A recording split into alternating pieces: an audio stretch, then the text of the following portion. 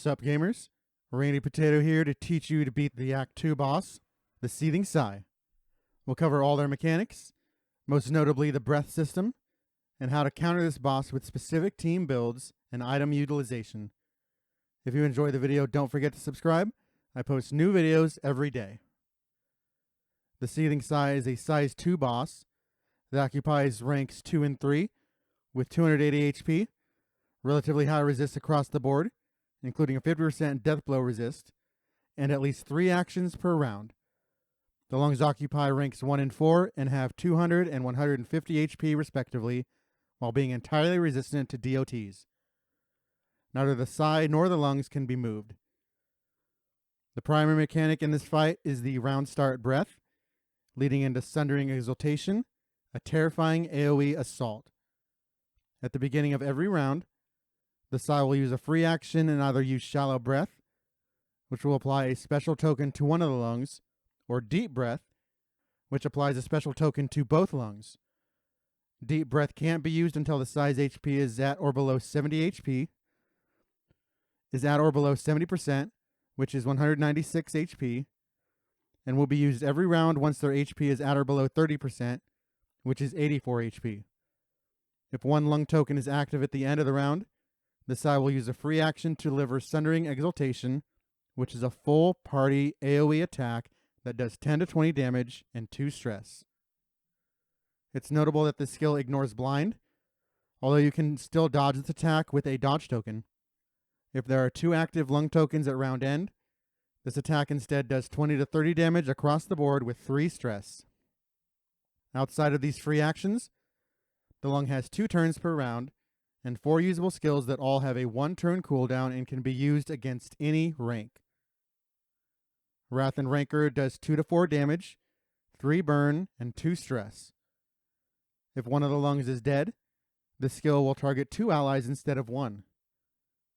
Blind Rage does 4 to 7 damage, applies 2 blind, and will also apply combo if the sigh is below 50% max HP, as well as giving sigh a block plus token. Hysteria does 4 to 7 damage, applies a weak token, 1 stress, and a 30% chance of a shuffle. If one lung is dead, this move will target 2 allies instead. And finally, they have Dying Light, only usable against a hero with a combo token. This skill does 8 to 12 damage, 3 stress, and a knockback of 2 while reducing flame by 20. Obviously, the damage from Sunder is unsustainable, thus the core of this fight revolves around eliminating each token spawned before round end. To eliminate a lung token, you must first deal 6% of the lung's max HP as direct damage to the corresponding lung. For the front lung, this is 12 HP, and the back lung, this is 9 HP. Remember, DOTs have no effect on the lungs, so you must pack enough direct damage to deflate potentially both ranks 1 and 4 every turn. There are 2 main goals that should be accomplished to consistently defeat the boss that will guide your decision making the whole run, from party selection to final prep. You first need enough consistent damage to be able to ping ranks 1 and 4 every round. The easiest solution and my suggestion for earning your first Act 2 win is to simply bring along Hellion with Hero Path Ravager. Her upgraded Iron Swan can almost always solo the back lung, with minimum damage being 8, so adding any sort of damage trinket to her makes it a guarantee. She can also one-tap the front lung with Hack, though not as consistently. Ravager is a bit boring, being simply Hellion Plus and quite OP, but if you're struggling here, it makes sense to use every available tool to break through. Other good picks for this fight are Warlock Occultist, who can hit both back lung and the boss with Spaghetti, often paired with Plague Doctor and Grenade for more backline AoE. Sharpshot Highwayman is another elite choice, able to puncture front lung and boss with Grape Shot, as well as having rank 4 reach with Pistol Shot.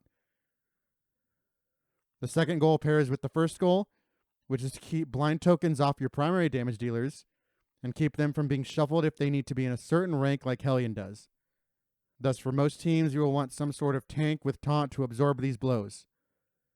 If you're running an optimal team with rank 1 Hellion, then the best choice is obviously Man-at-Arms. Of course, he can only taunt every other round, so you'll need alternative means of keeping blind and shuffle from hurting your party. Defend, of course, works great as well.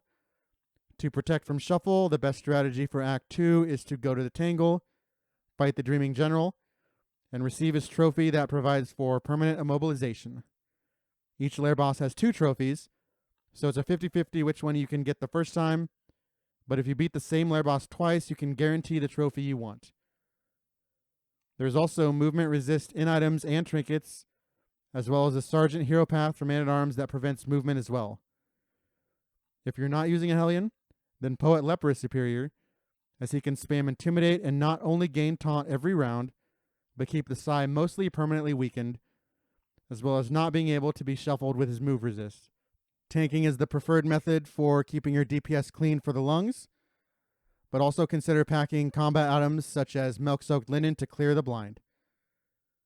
Other strong combat items in this fight are the ever-powerful Healing Salves, Burn Salves because the only DOT the boss does is burn, and Strength Token generating combat items like Warhorn to make it easier to deflate the lungs.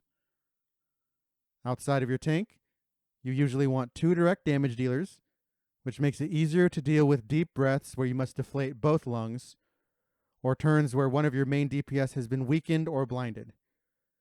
This fight doesn't really require a healer if you play it correctly, though for beginners, healers are very recommended for the rest of the run. As for finishing off the main body of the lung, I believe dot-based heroes are superior, since the Psy regularly generates Block Plus and has multiple actions per round. Plague Doctor obviously fits perfectly here as both a healer and being capable of inflicting heavy dot damage on the main body.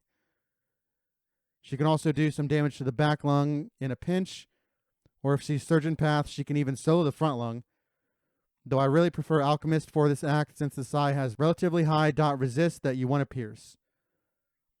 Runaway is a pretty good companion to PD in this fight, letting you really melt the Psy while your Hellion finishes the lungs.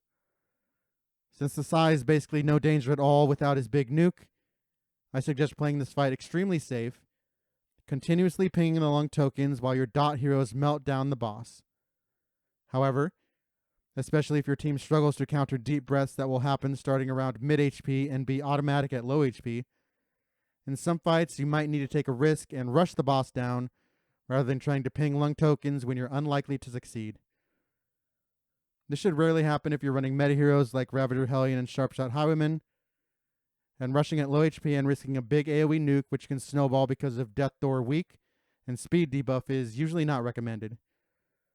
Overall, if you're struggling, run the meta team, play this fight safe, and you should get the clear so you can move on to greater challenges. Thank you for watching. If you enjoy the video, don't forget to subscribe. I post new videos every day. And subscribe to my Patreon or become a YouTube member for early access to my upcoming videos.